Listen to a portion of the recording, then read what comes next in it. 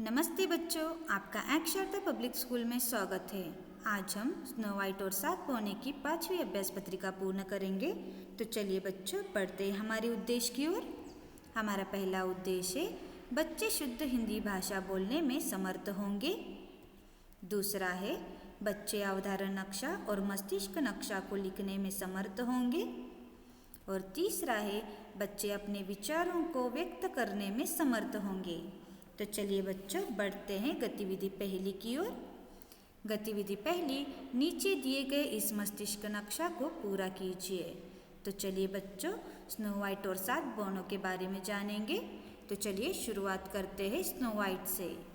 Snow white के काले बाल थे, स्नो वाइट का लाल होठ थे, स्नो वाइट का रंग सफ़ेद था और स्नो वाइट बहुत सुंदर थी। चलिए जानेंगे स्नो वाइट की सौतेली माँ के बारे में। स्नो वाइट की सौतेली माँ बहुत घमंडी थी और उसके पास एक जादुई आईना था।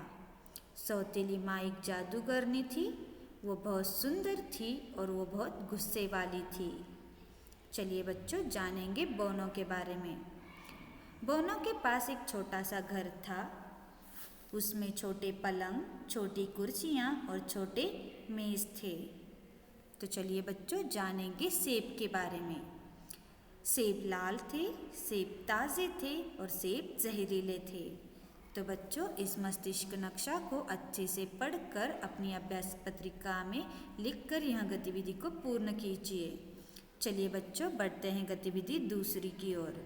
गतिविधि दूसरी, दिए गए मस्तिष्क नक्शा के आधार पर अपनी कॉपी में कहानी लेखन कीजिए। तो बच्चों, आपको स्नो वाइट और 7 बौने के मस्तिष्क नक्शा को अच्छे से पढ़कर आपको अपनी कॉपी में कहानी लेखन लिखना है और यह कार्य आपको अपनी कॉपी में पूर्ण करनी है।